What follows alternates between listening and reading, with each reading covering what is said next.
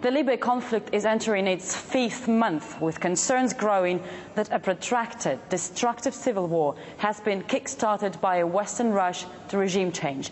Thierry Maysan, a French intellectual and journalist, founder and chairman of Voltaire Network and the Access for Peace conference, has been working here in Libya trying to find out the truth. Thank you very much, Thierry, for being with us. Merci. Thank you. Where have you been in Libya, and what have you discovered? What have you found in your time here? First of all, it's quite obvious that the USA wanted to enter the war at the same time with Libya and Syria. That wish was made public by John Bolton in 2002. The plan was passed over to France and Britain, who decided to bring it to life in November last year. Secondly, it was necessary to verify whether an attempt of a coup had been made before that, a coup that could be organized by France or Britain. The attempt failed in October. After this failed attempt, another coup was planned.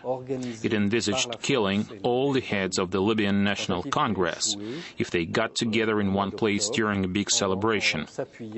That failed, though, because the situation in the region changed after the revolutions in Tunisia and Egypt. At that moment, France and Britain decided to carry out a PR operation and present this coup attempt as a people's rebellion. What was the aim of this regime change? Every member of the coalition pursues their own particular goal. It is necessary that everyone should be interested in the war. However, in terms of basic goals, it is worth noting changes that have started in Africa, like those which began in large areas of the Middle East.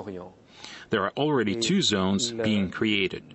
First of all, it was decided to create a West African zone with Ivory Coast as its center, which corresponds to the ancient Mali Empire, which in fact explains the French intervention in Ivory Coast. After that, it was planned to obtain a considerable part of northern Africa, except Egypt. The latter, being part of northern Africa, will represent another bloc.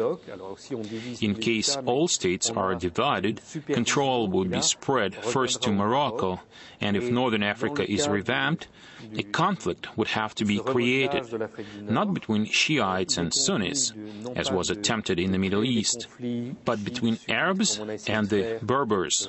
This is where the real source of the events in Benghazi is.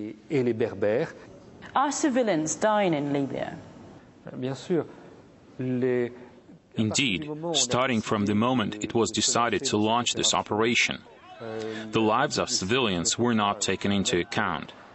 Everything we used to see in the Middle East is not transpiring in this region. And this is just the beginning. It is rather a question of the rearrangement of this region, and we are yet to see a series of wars. NATO has only admitted 9 civilian deaths. This is sheer nonsense and mockery over common sense.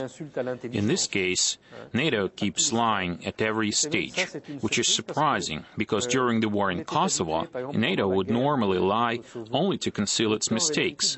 This time, it's being done not to conceal mistakes, but to conceal the strategy. So what's the strategy?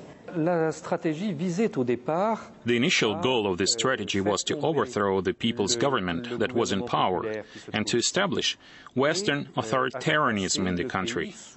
I believe, though, that they had actually given up the plan because the military resistance proved stronger. Therefore, it was decided to act in a different direction. Besides, Western TV channels don't speak of repression and rebellion anymore, but of a civil war, thus trying to prepare public opinion for a declaration that there is a need to divide the country into 2 parts, Cyrenaica on one side and Tripolitania on the other, with UN forces in between, to separate the conflicting parties. They will say they were protecting the civilian population, and that is enough. And now they are deploying forces to separate the conflicting sides. Then they will declare Cyrenaica's independence, set up the biggest regional U.S. military base, saying it's necessary, because, they decided to start conquering Africa. They're planning to set up a base in Benghazi, to land and deploy their troops there, and in about 10 years, to start conquering Africa.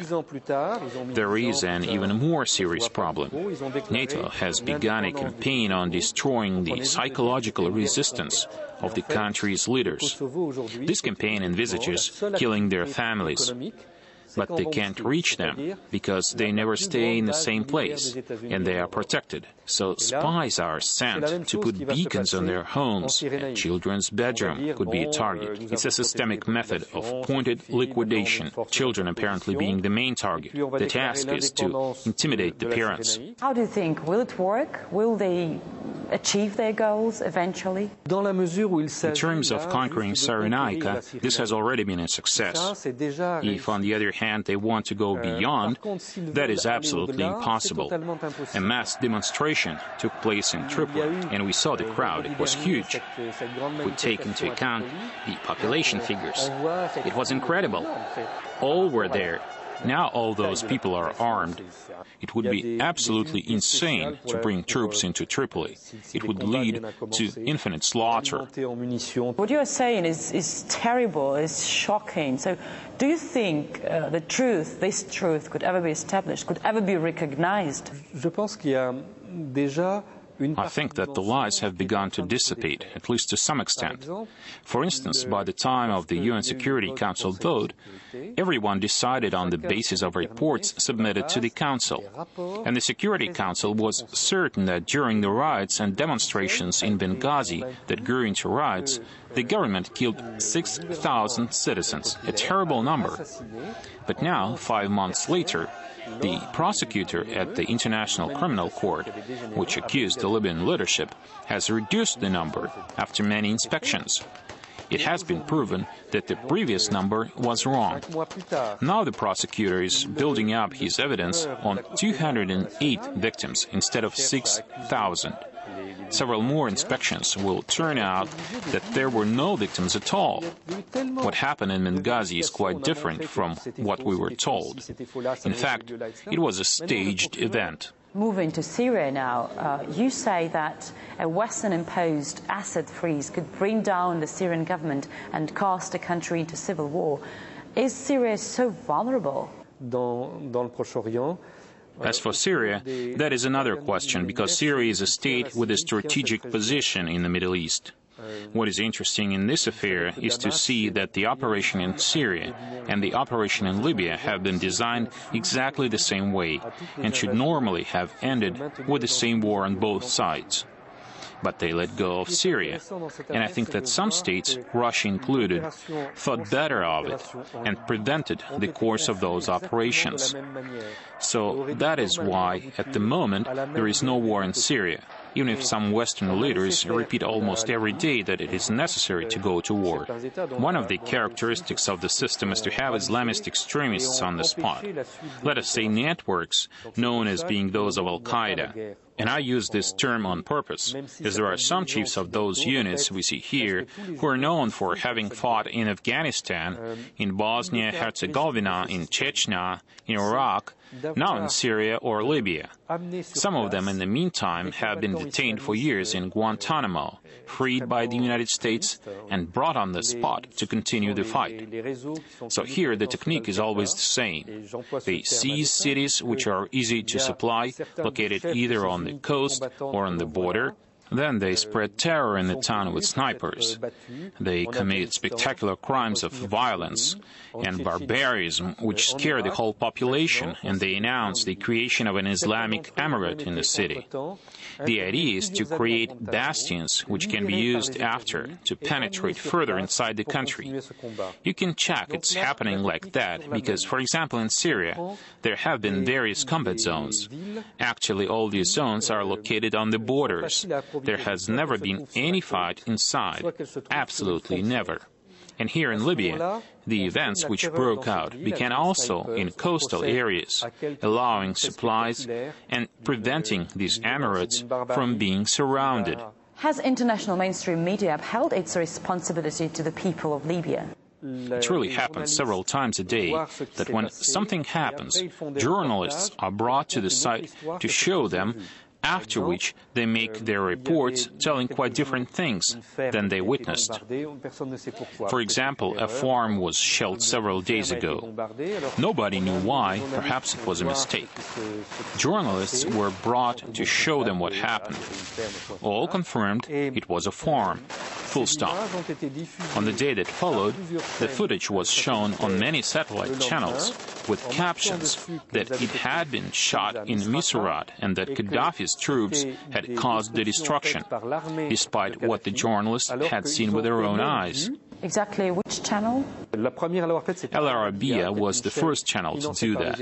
It is a U.S.-financed channel belonging to Saudi Arabia and based in the United Arab Emirates. The same report was repeated by many other satellite channels. But this is deliberate falsification. Also, we saw a CNN report not long ago from a mobile phone about Gaddafi's soldiers raping women. It was surely no pleasure to see the footage, so some frames were blurred. It turned out, though, that someone recognized the audio as being from a Libyan porno movie. There are not so many Libyan porno movies, so that one was widely known. So that fragment was used to claim it had been raped by Gaddafi's troops. It was a deliberate montage, not a mistake. The USA demanded that the satellite broadcasts of Libyan channels are stopped all over the world. They have already shut down the Arabsat channels, despite Libya being a stakeholder. And now they're shutting down Nilesat to prevent Libya's version being heard in the Arab world. They have already shut them down on other satellites broadcasting to other countries. Thierry, thank you very much for being with us. We wish you good luck here. Thank you.